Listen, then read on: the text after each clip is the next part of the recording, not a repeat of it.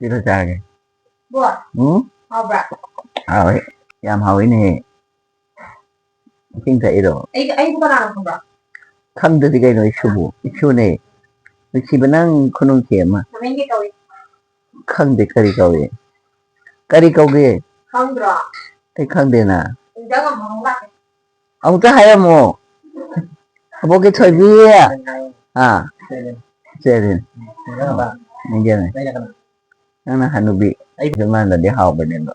Muốn là cha đi rồi đi. À. Không tay à. Chưa tận tuổi rồi. Thế cái chỉ có nào nó khổ. Cái nào nó. Gì là. Cái gì nó. Nó chỉ đi về ăn. Mà chạy được. Cái gia làm tài đã. Cái đâu là gì. Gia làm tài hả bác?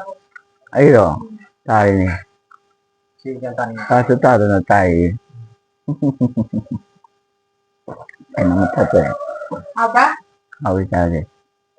Uy itu kayak Uy vào. Gitu ba. ini itu bisa nih. Ấy rồi. Itu bị gì cái đâu ba. Itu. Mita. Nang khát thêm biểu rồi nè.